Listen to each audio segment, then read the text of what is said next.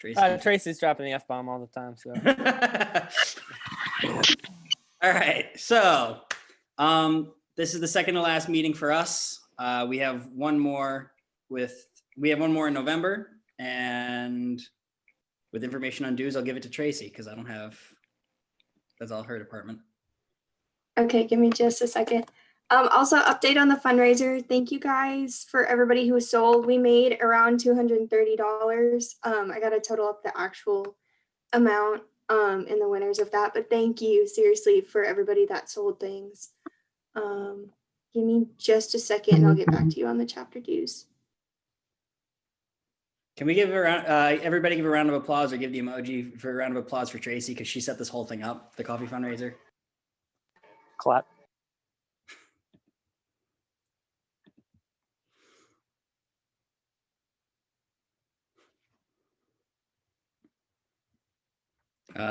I know. No, you first, because you're actually in charge of this. Okay, I'll get back to you on the dues in a second. I want to say the due date is November 17th, I think, before they turn late, but don't quote me on that. I can't find the document right now. I think it is the 17th. They are $25 now. So if you need to pay them, please pay them as soon as possible. Do we have anything else after that? I'm trying to think.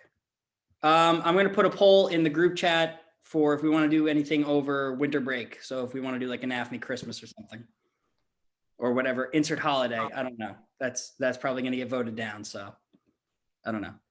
I would like to do something before we have KMEA though, because the first thing right out of the gate is KMEA. So, and with that being said, Matt, I'm giving you host privileges. All right. That's going to be a KMEA experience this year. Yes, it will be. And Matt, the floor is yours now. All right. So I am supposed to talk about teaching both band and orchestra. I'm going to see if I can share my screen here. Does everyone see the wonderful island right here? Awesome. That's where I wish that I was right now. That's where everybody wishes that they were right now. But I'm going to talk about teaching both band and orchestra. Or more specifically, I didn't get my dream gig straight out of college. Believe it or not, you may not get your exact gig that you wanted straight out of college. I know it's very surprising. I wish I could see all of you. Can I do that? And I can't see my cursor, so that's a problem. Oh, I'll deal with it. Yes, that does happen. You may be surprised. Without any years of experience, you may not get the exact gig that you wanted. If you want to be a high school band director in a big school district, which I think is usually what everybody kind of has in mind when they go to music school at the very freshman year, you're probably not going to get that gig straight out of college. And it's probably good that you don't get that gig straight out of college, because I'll be honest, that requires a lot of effort and a lot of training, and you just don't have the experience yet. So they're probably going to ask you to do something you might not be comfortable with, or that might be out of your wheelhouse a little bit. So that's what we're going to talk about today, is teaching something that you're probably not comfortable with, or crossing over boundaries that you typically didn't think that you were going to have to. Please ask questions at any time. I'm probably going to not yammer on for super long and just yield the floor to you guys, and any questions that you want to ask. Just I know Zoom is very uncomfortable and awkward when it comes to questions, and it's one of the things I dislike about some of this online stuff. But just interrupt me. Just shoot a text or the chat room or yell until I stop talking. Any questions, they're more than welcome, and I'm probably going to just answer questions at the end of it anyway. So that's probably going to be half of the whole presentation. I don't have very many slides. I hope I'm not, I hope Tom isn't showing me up. But for those of you who don't know me, again, I wish I could see how many people were in the chat right now. I think everybody, generally speaking, I know. But if you don't know me, my name is Matt McGrory. I'm currently Jacob Dakin, Dr. Dakin's GTA student. I'm in my second year of PhD work for music education. And you can call me Matt. Again, I think everybody in here already knows that, but I'm just in case. I can't see everybody, so I'm not a doctor yet. You don't have to call me professor. I'm not one yet. Still working on it, still several years away from that, unfortunately. Before I came to KU last year in 2019. Oh boy, what a year, back when things were normal. Before that, I taught in Spring Hill, which is a small school district. Actually, it was a small school district. It is now a rather sizable school district, just south of Olathe in the greater Kansas City area. The way that Spring Hill is set up is it's basically becoming South Olathe. If you don't know the Kansas City area, it's a metropolitan area that spreads between Kansas and Missouri, and it's spreading out because everybody's moving away to the cheap land, especially towards the southwest. And Spring Hill is just southwest of Olathe, so Olathe is slowly becoming Spring Hill. I was the assistant band and the assistant orchestra teacher there from 2015 to 2019. And we're going to talk about why they hired an orchestra person to do both like that. That's kind of weird. It was because the school district was growing. But before that, before I taught in the public schools, I didn't teach. I went to school at UMKC. I wanted to get a master's in music performance. I went there from 2010 to 2014. And yes, if you add up those dates, I took 3 years to get a master's in performance. That's a whole separate story that you can talk to me privately about. You don't want to hear that. I mean, I'm more than happy to tell you that story. But yes, it took me 3 years to get a master's in performance. It was dumb. I made terrible decisions. It is what it is. Before that, I went to Northwest Missouri State and I got a bachelor's in instrumental music education. The way that it works in Missouri is when you get a degree in music education, you either get instrumental or vocal. The way it works in Kansas, if you don't know, is when you get a degree in music education, you get a degree in music education, K through 12, doesn't matter. You have nothing attached to that degree that says vocal, instrumental, whatever. You get music education, K through 12. In Missouri, it's instrumental and vocal, or at least it was 10 years. I mean, that was 10 years ago. So it was back then.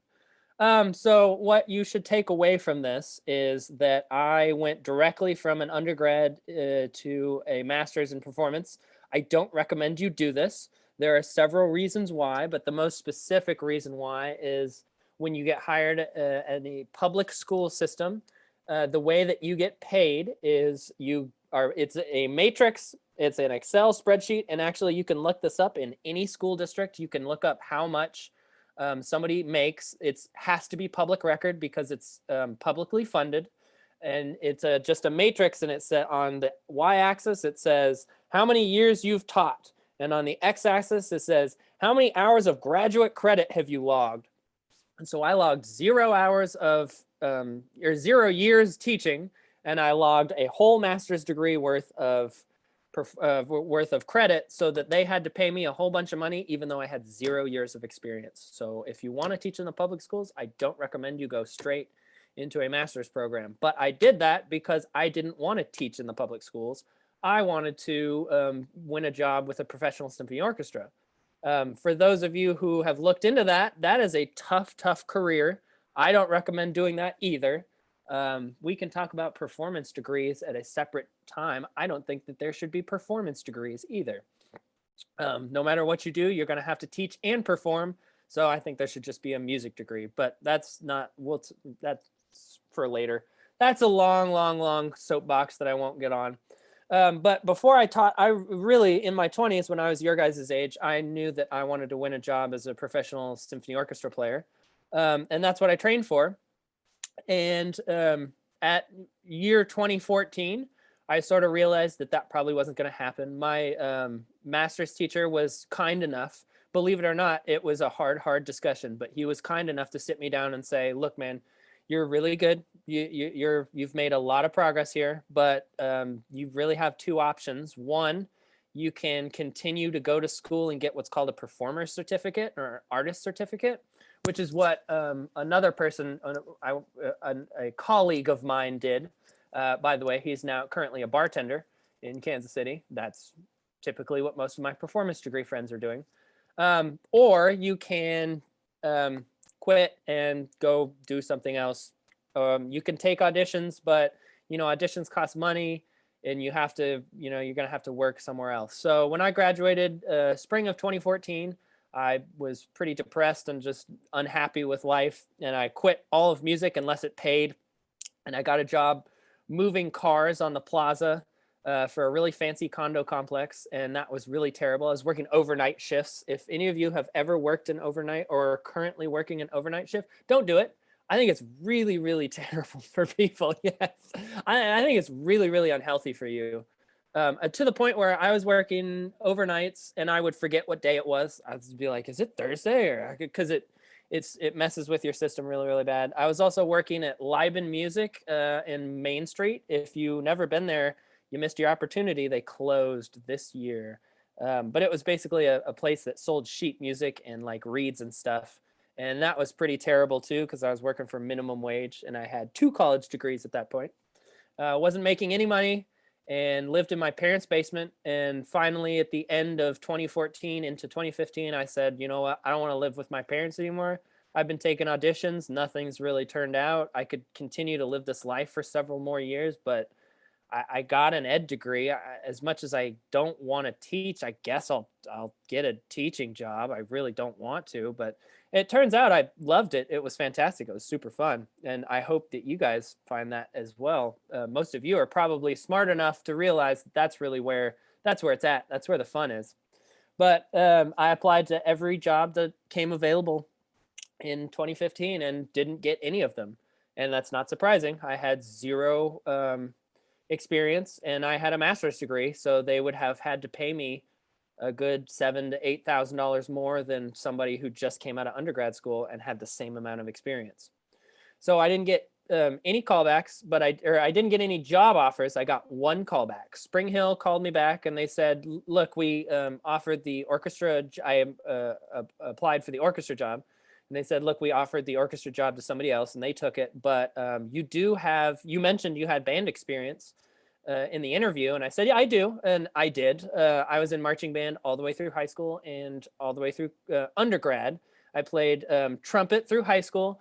And then I played baritone in my last year of high school and baritone in marching band in college because I was a really terrible trumpet player. And what do you do with really bad trumpet players? You put them on baritone because you need low brass players. So seriously, I played baritone through college, and they said, we'll offer you a part-time assistant band director job. So you can, if you want, work 3 hours a day doing the assistant band director job. But if you do that, we can't offer you benefits. We can't offer you health insurance or any of that.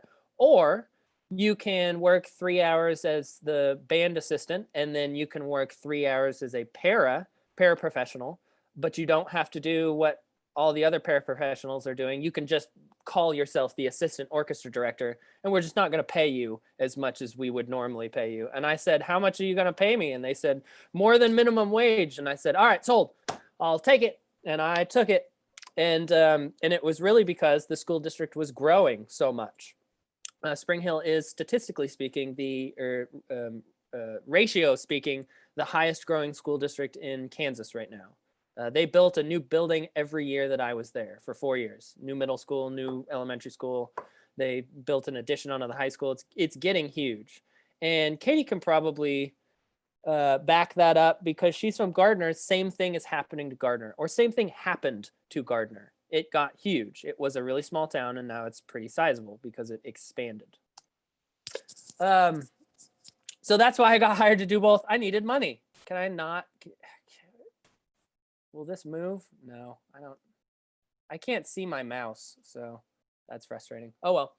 I needed money, and they offered me a band gig, and I said, yep, I'll take it. And they said, all right, we'll split 50-50. And so the next year, I said, look, I'm going to take an orchestra job that's full-time unless you make my position full-time. And they did. And they said, we would be happy to make you full-time. We're going to keep you on. They knew that they were going to split middle schools in a couple years. And they said, why don't you be the middle school guy? And then the high school guy will be the high school band director. And I ended up quitting. I ended up coming here the year that they split, but it worked out really well. Okay. There we go. Whatever. So that's somewhat unusual, but what is not unusual is that your administrator is going to ask you to do something that you're not comfortable with. It may not be orchestra, it may not be band, it may not be choir, whatever your primary focus is, your administrator is going to ask you to do something that's outside of your wheelhouse. And that's usually because most administrators are not music people. They are principals. They are people who taught something in the public school and then went on and got a degree, a graduate degree in administration. And then they got promoted to be an administrator. My favorite administrator story is when we were building the new middle school. What you have to do when you build a new school is you have to stock it with instruments. And so we made this giant spreadsheet. Well, I made this giant spreadsheet because I was the assistant and I had to type everything out. So I typed out this giant spreadsheet that said how much you have to pay for all of this stuff. You know, can you imagine stocking a whole middle school band room? It's really expensive. And so they kind of looked at the sheet and they went, "Oh my God, are you serious?" And we went, "Yeah, that's how much it costs. I mean, that's coming straight from the wholesaler." So my administrator, the principal of the new middle school, got on Google and he Googled and he goes, "Well, look, I can find a gong right here. This gong is $10." And of course, both me and the high school band director went, $10? I don't think that's right. It ended up being one of the gongs that you put on your desk that's about this big for like a letter opener thing. But he didn't realize that because he didn't have any music training. He's like, $10 right here. And we're like, "No, sorry, Trevor, that's not what that's 6 inches big. We need a little bit more sizable than that." So be aware, your administrators are not music people. We live in the school of music and we're very involved in all the music practices. When you get out into the real world, it's really just teachers. You're the music teacher. The other person is the math teacher. And it's not so enclosed. You mingle with a bunch of people who are not music people, which I think is a good thing, really. So what happens when your administrator says, "Hey, we need you to teach a beginning strings class," or "We need you to teach a beginning band class," because that happened to me. I got hired. They said, "Hey, will you take the job?" And I said, "Yeah, if you pay me money, I will." And they said, "We pay you money." So I was like, "Sold, I'll take that job." And all of a sudden I realized, oh crap, I have to teach 6th grade band. I have brass chops, but I have no woodwind chops and no percussion chops whatsoever. What do I do? The first thing that I did is I picked up the phone and I called my college friends. One of my close friends is a saxophone player. And I called him up and I said, "Kyle, I have to teach 6th grade band and I don't remember how to play any of the woodwind instruments." And he said, "Oh, I got you. Here's what you need to know. Here's how you form an embouchure. Here's how you do all this stuff." The second thing I did is I got myself a clarinet and I just started practicing over the summer. And if you can keep reasonable chops up to a 6th grade level, which isn't very hard, you will be you will be fine.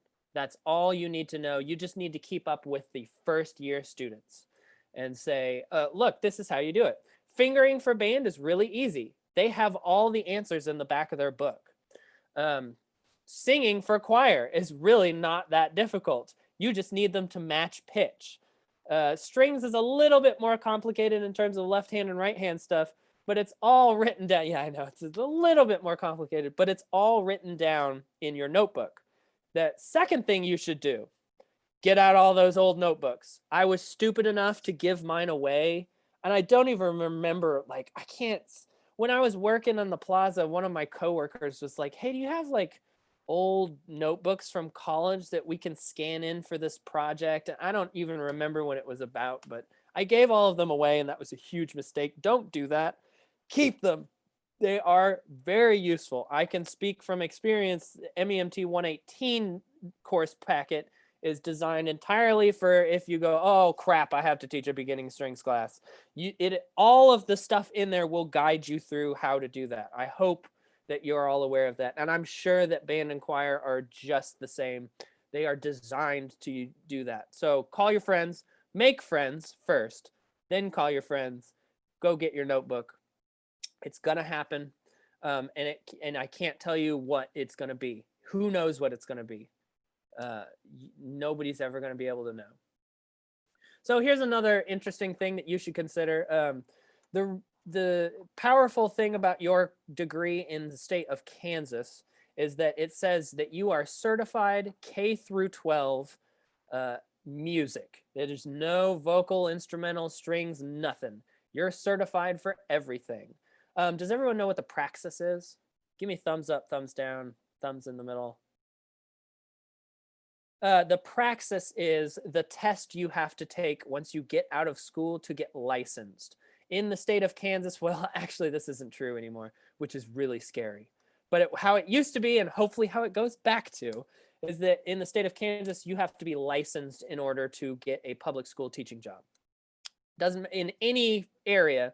That this has changed this year because so many teachers have quit that they will take people who are not licensed.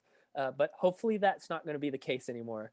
That's really scary and it shouldn't happen. But thank the Lord for all of you people who are still seeking for this vocation, even though it's such a scary time right now. When you get out of school and you get the degree, you don't automatically get your license. You have to take what's called the praxis exams. It's like a 4-hour exam and you have to pay a whole bunch of money. And I was really mad both times I had to take the praxis because it's like $300 and I was like, oh my God. But once you take that test and you pass it, you officially get your license to teach. And they say you can teach whatever you took the praxis in. And most of you will take the praxis in K through 12 music. So you will be licensed to teach K through 12 music.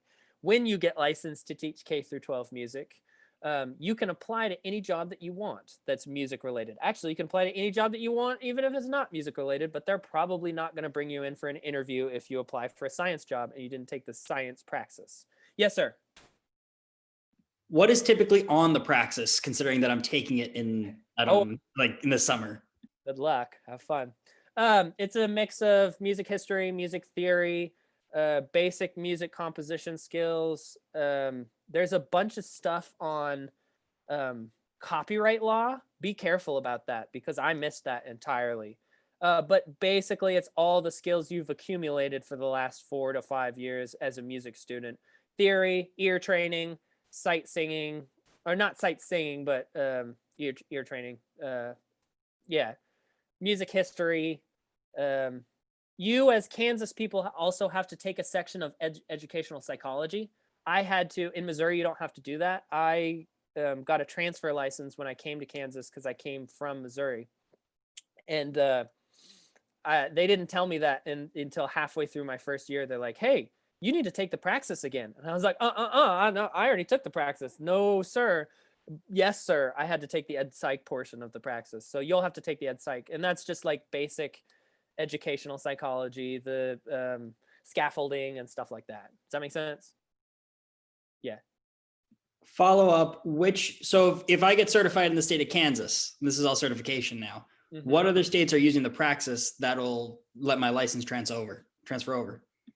I'm not 100% sure on that. You have to call that state board of education, which is a huge pain in the butt. Yeah.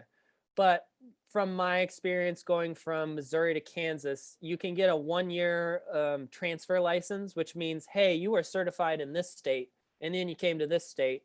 We'll give you a 1-year license. And then usually when you get hired, there's a person actually in charge of making sure that everybody is up to date on their accreditation, which means there was a person in HR that called me one day and said, hey, you have to take the ed psych portion of the praxis. And I was like, fudge. But generally speaking, it'll transfer across the state. You just have to fill out the paperwork and pay more money. That's what it's really about. That's what the licensing bureau is about. That's what the state Department of Education is about. You have to pay the money to get certified and take the tests. Yeah. Does that make sense? Awesome. So what I want to pose to you guys is, and I don't think you can see this because my screen is in the way, but should you apply to all jobs even if you don't want to take the job? For instance, if you're a band person and you're like, dude, I do not want to teach strings, but it comes down to it and you want to apply for a string job, should you do that? I don't have the answer to that, by the way. I don't think that you should. I think you should only apply to jobs that you will take when you're offered them. My father would disagree. He would tell you to apply to every single job that is out there because you can always turn them down, and you can. But I will tell you a story. When I was teaching, I had taught for a couple years in Spring Hill, and then a job opened up in St. Joe, and everybody was begging me to apply for it because all of my college friends are up in the northwest corner of Missouri. If nobody knows where St. Joe is, it's up north in Missouri, and then it's even closer to Maryville, which is where I went to undergrad. And they're like, please apply to this, please apply to this. And I was like, I don't really want it, but I guess I'll apply to it. And wouldn't you know, I've only ever won 3 jobs in my entire life. Spring Hill, the St. Joe job that I didn't want, and I guess technically a KU GTA sponsor. That's it. And so the only other job that I have won that I didn't take was in St. Joe, and it kind of burned bridges for me. I mean, if I applied now, they wouldn't probably hire me because they're like, yeah, that's the guy that got hired and then didn't take the job. So I don't necessarily think that you should apply to all jobs, but some people do. My father is one of them. He'll say apply to you can always turn it down. So think about that. What I would say is that apply to any job that you would like teaching. That doesn't mean that you're comfortable in. That means that you would like teaching in. So if you think, oh yeah, beginning strings would be kind of fun. It doesn't matter if you feel like it's out of your wheelhouse. You will train to get better at that. It's not a big deal. What you don't want to do is apply for a job that you don't want, because you're inevitably going to win. That's the only job that you're going to get. And then you're not going to be happy, and the kids aren't going to be happy, and everybody's going to be miserable, and it's going to be not a very fun experience. So only apply to jobs that you want. That doesn't mean that you're qualified for, that you feel like is in your wheelhouse, just that you want. Does that make sense? Give me a thumbs up emoji. The last, I think this is one of the last slides. One of the last things I would want to talk about is what do the jobs actually look like out there? Are there both like half and half band and orchestra jobs? Are there band, choir, orchestra jobs? What do the jobs look like? Well, believe it or not, there aren't that many half and half band and orchestra jobs. There are some. I had one, but there aren't that many. Mostly what it looks like is the more metropolitan that you get, in other words, the closer to a bigger city that you get, the more specialized you get. So you'll be the high school band director, or you'll be the high school orchestra director. The more rural you get, the farther away from cities you get, the more likely it is that you're going to be asked to do more, because you're going to have less students and they're going to have less faculty. By the way, rural areas are where the jobs are. Everybody wants the Blue Valley job. Nobody wants the Ottawa job. Ottawa job is going to be where you're more likely to get hired when you come straight out of college. There's a lot of people who have experience that want to be the Blue Valley band director. There are not very many people that want to be the Ottawa, or rather, I should say, it's less in demand. So the rural jobs are probably more where you're going to look at when you get out of college. That doesn't mean that you can't get a job in Blue Valley straight out of school. It happens. I got beat out in Liberty. I really, really wanted a job in Liberty, and I got beat out by a first-year teacher because they didn't have to pay her as much. So it happens, but generally speaking, the rural areas are where you're going to be asked to be less specialized and teach band choir is usually. The rural areas generally don't have orchestras because the orchestra is expensive. But the more of the rural areas, yeah, I know. And frankly, if you get a rural area job, please consider starting an orchestra. You're trained to do that at KU. You should be able to do that. But typically speaking, what it looks like is the more rural you get, the more you are spread out amongst grades. So you'll be the 6 through 12 band teacher, or you'll be the 6 through 12 music teacher. That's more likely. And so you're a teach band and choir. And your bands will have 15, 20 people in it. And your choirs will have 20, 25 people in it. Nothing wrong with it. It's just a small town. Emma's still in here, right? Yes, I'm here. That was probably more typically a program that you came from, correct? Yes. Yeah. So you had a music teacher? Yes. In both of the schools that I went to, we had one music teacher for 5 through 12. Mm-hmm. And they both taught band and choir and whatever music was there. Yep, that is typically what happens in a rural area. So 6 to 1, half dozen the other. It's all the same. It's just teaching music, but that's what that looks like. So the last couple things I want you guys to consider.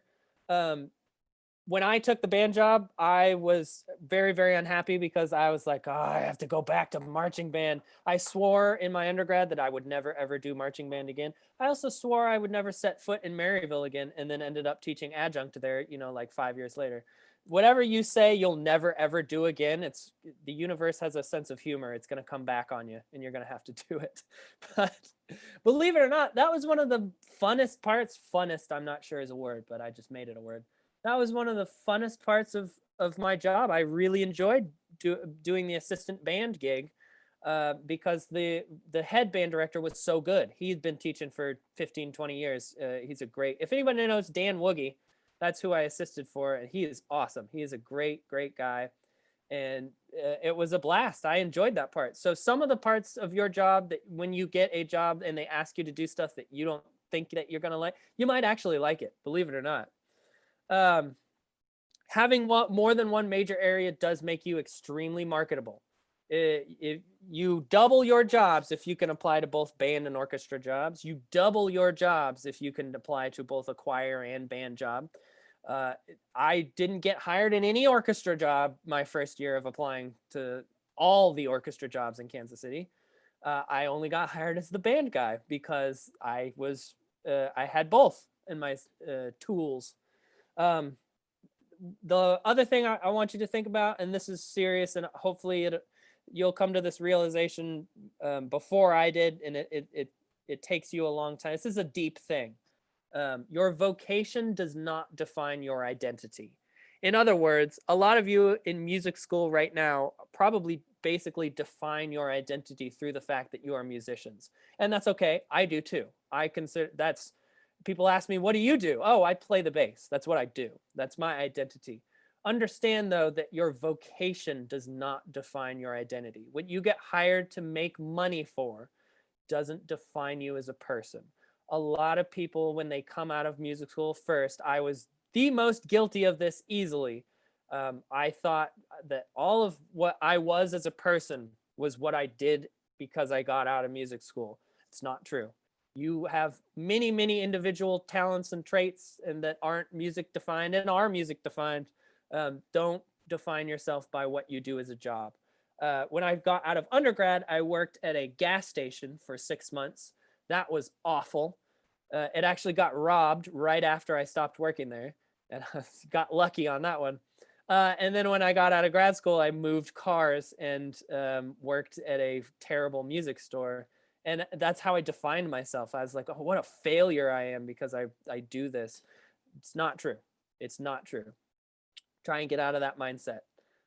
Lastly, last thing, administration often does not understand the difference between music areas. Administration are often, your bosses are probably not going to be music people. I was lucky enough that my principal at the high school was actually a former band director. He taught band for like 3 years before he got a principal job. But most of them are not going to be band people or orchestra people, or they're not going to be music people. They're going to be administrators. That's what they got their degree in, which again highlights by the fact that they don't know what they're looking at all. They just know that you sound good or you don't sound good. And so this always comes up. This is my last example, and then I promise I'll stop blathering on. But this happens every year, and I feel like every administrator thinks that they're the first person to come up with this, and they think that they've like totally reinvented the wheel. And it happens every year with every different administrator. They go, oh, you know, it'd be really cool for a Christmas concert. Why don't you get the orchestra and the band together and they can play a combined concert? And I hope all of you are well enough aware that at a 6th or 7th grade level, that's virtually impossible because they play in different keys.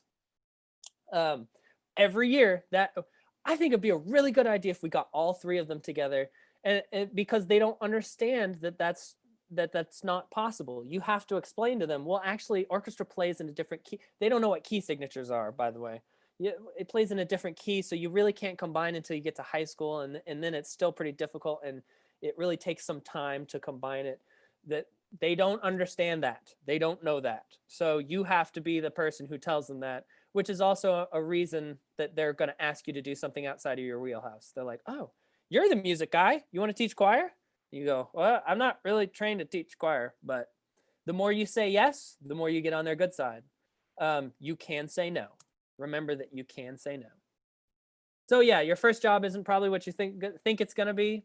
That's okay. You got many, many years of teaching left. Believe it or not, you might actually enjoy what you do your first year. You may not enjoy what you do your first year. Most teachers will tell you your first year was really, really hard. It is. I promise it gets better. It gets better and better and better. And before you know it, it's crazy. All of the little tiny kids that were this big are graduating and going to college, and you go, oh my God, how's that? That can't be possible. It's okay. The hardest thing, the last comment I have, I promise I keep saying the last, this is the last comment I have. The hardest thing for me teaching the first year was the assault to your ego. Everybody's telling you all the things that you're doing wrong. Everybody's judging you. You're up for review all the time. They're telling you all the things you could work on. And it's really, really hard if you have thick skin or if you have thin skin. Understand that everybody's doing that to help you. They're not criticizing you. They're trying to help you, but it feels like criticism. It's not. You'll make it through. It's okay. Take a breather, sit back, relax, take a deep breath. Don't worry about parents or administration. They're all going to tell you what they think you should be doing, and you should listen to it. You don't have to follow it, but it's really, really hard. It's an assault on the ego, and I promise it gets much, much better. If you take it personally, it's going to be really, really hard. Don't take it personally. That's all I got. Is there any questions? I will field any questions. Yes, Brian, I think. Yeah. My So- grid is not very good here. So from the perspective of someone whose primary area is band and someone who has limited experience in choir and orchestra, which area do you think it'd be more valuable to start putting extra energy into, or would it be okay to just keep grinding on band? Like, what's your opinion on that? That's perfectly acceptable. No, that's what I would say. Keep grinding on band. Get really, really good at your primary instrument. Studies show that when you get really good at when you get to master level at your primary instrument, it becomes a lot easier to learn other instruments. If you try and combine, it's insane to ask you guys, okay, you got to be proficient on 4 instruments in the string family. You got to be proficient in, at least 1 percussion, 1 woodwind, 1 brass, and then you also have to be proficient in singing. That's insane. You can't do that. That's too much. Get good at your own instrument. And there's plenty of time. A lot of people you people probably feel like, oh my God, I have to be prepared when I get my first. You don't. You don't have to be prepared. I wasn't prepared. I got better. Keep your notebooks. Keep your notebooks and get good at 1 instrument. Maybe 2. Brass players, you can get good at a couple. Woodwind players, you got it easier. Get good at all the saxophones. It's the same thing. Thank you. Yeah. Anybody else? Yes, it is a small world. Do you know Dan Wuggy? What in what regard? Because he's a card man. Like I know Will and Dan hang out all the time. Yeah, well, between Will Biggs and everyone that he knows, pretty much shadowing him for a year at when I went to KMEA my senior year, I wasn't in one of the ensembles. I was there with Fountain City, and so I pretty much just shadowed Will, and we'd go somewhere, and I swear every 5 steps, oh hey Will, and I was like, there's so many people. But my thing with that was music's a small world. If you apply for a job, you don't want it, and then they give it to you, but you turn it down. People know, and they'll hear about that, and that's, especially if you stay in the world of Kansas. I know Woogie, because I went and I worked for Meyer Music for a season, and so rented instruments to his children. Was. It's a small world. It is a small world, and people talk. That they do. That is very true. Doesn't mean you can't turn down a job. You can totally turn down. It would be more beneficial to turn down a job than take a job and work at a place that you hated. because nobody's going to benefit from that. Bye, Emma. Rehearsal at 6:41. Ugh, gross. I have a class from 7:30 to 10 tonight, so. Anything else? None. All right. Yeah, I have one. Yeah, Tracy. Well, actually two. If we get like a K through 12 music job, do you have any recommendations, especially for like general music and stuff like that, for starting those kids? And then also going off that, like if like regardless of where we end up in our first job, do you have anything that like helped you avoid burnout in the teaching field? Because I know that's like a huge thing that everybody talks about, but now like especially with COVID and stuff like that, and all the uncertainty of like what's going to happen when we get in the field, like do you have any tips for that? Yeah, good double questions. The first one, no, I honestly don't know how to start general music.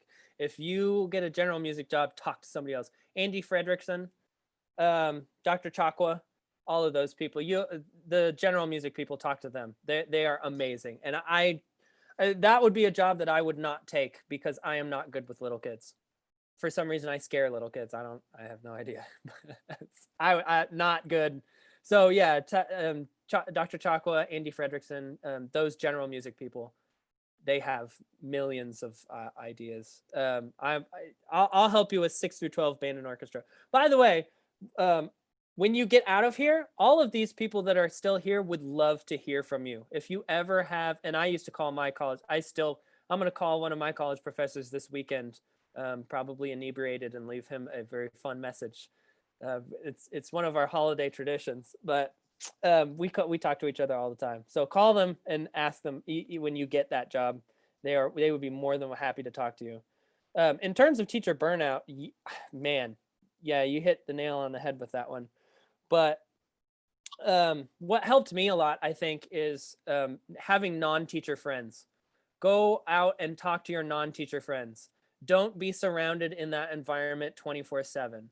The other thing that Dan taught me a lot that was really, really helpful is have a school hours 7 to 4, and then have a no school hours. You don't hook your email up to your phone. Don't hook your school email up to your phone.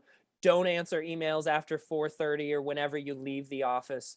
Don't come in and don't have parents contact you at 7 p.m. Don't give your cell phone number out so that they can do that. Have a school time and an off time, and be very guarded about that. Administration is not allowed you have as many hours as you are hired to teach and no more. And that's what the union will protect you from that. So don't let them invade your privacy. Have school hours, have off hours, have friends who are not teachers.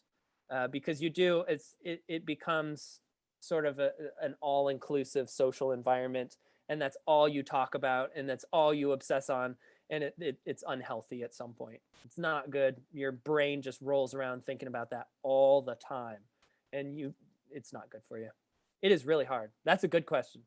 Actually, talk to Joe about that. I think one of his dissertation is going to be on teacher burnout, and it's really this year.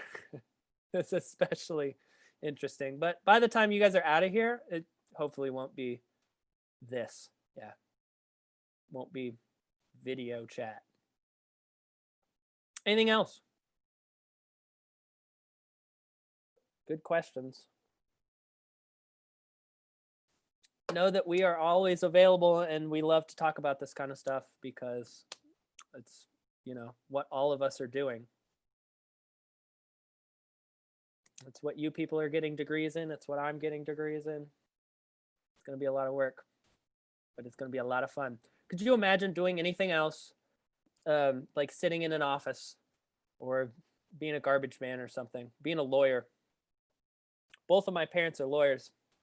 I don't know if that informs if that explains a lot of personality issues. Yeah, both of my parents, I'm an only child of 2 attorneys. If that explains some personality traits right there. Couldn't imagine doing that. I've got a quick question. Well, it might Yeah. be quick. So I'm kind of interested on your thoughts of the performance major thing. 'Cause you had mentioned that it was a bad idea, and I want to know why. Yeah, I'll tell. I mean, I could tell this. I could sit here for an hour and a half and talk about that. But I'll give you the quick rundown. I don't think they should offer performance degrees because no matter what you do, if you choose music as a vocation, you're going to be performing and teaching. Yo-Yo Ma teaches. Hilary Hahn teaches. I don't know any good famous clarinet players. Oh God, nobody knows famous clarinet players. I don't know. Anyway, all of those, the most famous Tinsing Helthus, the most famous trumpet people teach. They still teach. It may not be in a public school setting, but they probably need to understand. Not real. They need to understand how to impart information across one human being to another human being. In sometime through your studies, you're going to run into a person who was a performance person, who is a really, really good musician and a terrible teacher. I can think of a few right off the top of my head, none that are here, of course. But they can't articulate information. They can't get it across. It's because nobody ever taught them how to do it. And so a performance degree is a degree, it's like a philosophy degree. What is the purpose of that degree? What job did you get from that? And I can say that because I have one. I almost had two, which was really stupid. Yeah, that was really stupid. I almost got a degree in jazz performance from UMKC too. That's why I took 3 years. By the end of the third year, I was like, F this. I'm out of here. I don't want to be part of this anymore. 2014 was a rough year for me. But that the performance degree doesn't get you a job. You know, if you want to perform for a living, you don't need a degree for that. You just go out and get it. So music business, it might be a valuable degree because that teaches you how to do business. But no matter what you do, if you choose music as a vocation, you're going to have to do both. All the best teachers I know still play also. They're still playing, probably because we enjoy doing that. That's probably why we chose our vocation. We like singing and playing, you know? So yeah, I don't think that I think offering a performance degree is immoral for colleges to do because frankly, most of the people I know that got performance degrees are currently bartending and they didn't need a degree for that. You need a mixology degree. None of you should know that yet. Who's 21? Okay, Soon. good. When you become 21, you'll figure out the mixology degree. Does that make sense in terms of performance degrees? And again, I'm not trying to talk bad on anyone. I'm sure there's plenty of people that you know that are getting performance degrees, and there's nothing wrong with that. I got one. I moved cars after I got one, but you know, whatever. I do know someone, I will state, I've for the record, I dated someone who went here and got a horn performance degree, and she is currently playing in the Hawaii Symphony Orchestra. So it is possible. She did do it. She went to undergrad here, and then she got her master's from UT Austin, and then she went and got her performer certificate from Rice in Dallas, and then she went and then she had another 2 years where she was just all around everywhere playing, and then she won a job with Hawaii. So it took her a long time, but anything else? I could talk about the performance degree thing for an hour. I won't. By the way, well, you first. By the way, did I mention the reason I got an ed degree when I was your age is because my parents forced me to? That they told me, because when I was 18, I was like, nope, I'm never going to teach. Actually, my plan when I was 18 was I'm going to go to Johnson County Community College. I'm going to live at home and I'm going to start a band and I'm going to be a rock star. That was my plan at 18. Obviously, that didn't work out. By the time they were like, no, you're not. You are not living at home. You are getting out of the house. And so they forced me to look at colleges, and I only looked at 2, Baker and Northwest. And for whatever reason, I chose Northwest probably because Baker at the time, when I toured, it was like sleety, snowy, -10 degrees. And so I just associated Baker with like terrible experiences. So I went to Northwest, and by the time I went to Northwest, I was like, yep, performance degree. I'm going to be the world's most famous jazz bass player and also win a job with this major symphony orchestra.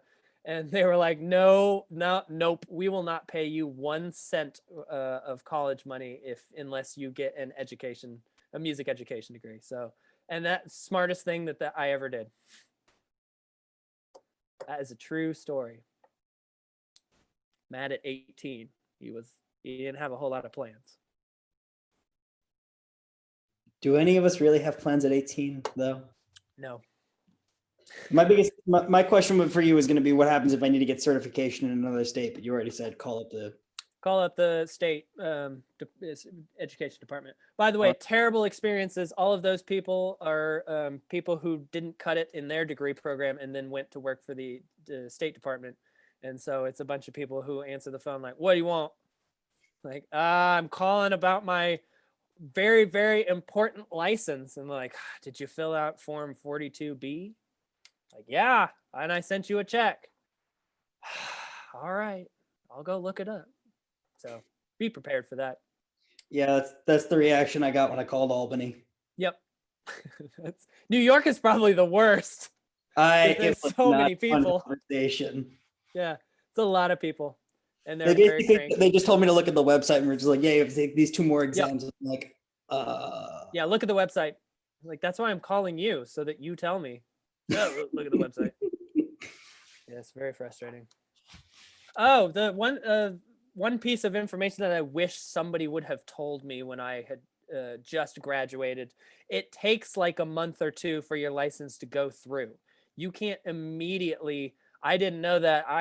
At the time, again, this is another very embarrassing young Matt story. I graduated in 2010, living with my parents and student teaching in Blue Springs. I moved out the day after I got done student teaching. Illegally lived in a apartment over the amount of people that were supposed to live there because I didn't want to live with my parents anymore. And I was like, I'll just go and I'll get substitute jobs, because I didn't realize it takes like another month or 2 for that degree to go through. So I worked in a gas station because I couldn't find because I couldn't get licensed to go substitute teach.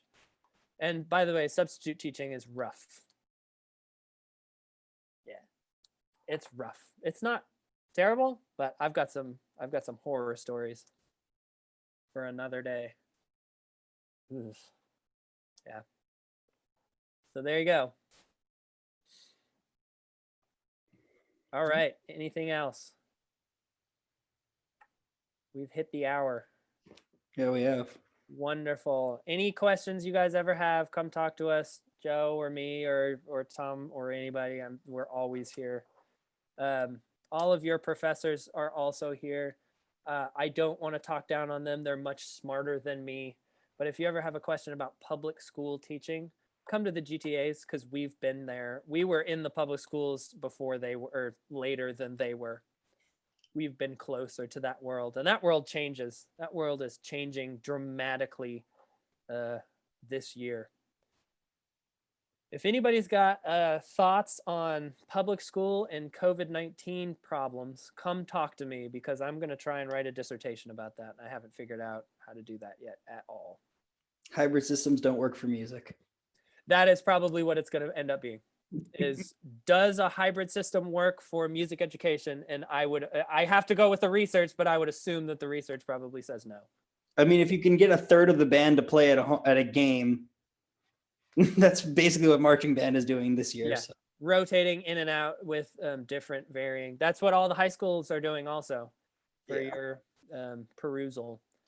And it's, Dan is being very, very positive about this. I don't know about Will. I haven't talked to Will in quite a while, but Dan was very, very positive, which is out of character for him. He's like, it's going to be what it's going to be. Yeah. Which normally he will like, expletive. If they ask me to do anything outside of my comfort area, I'll just quit. I'll drive trucks for a living. All right. Yep. That is typically what those conversations sound like.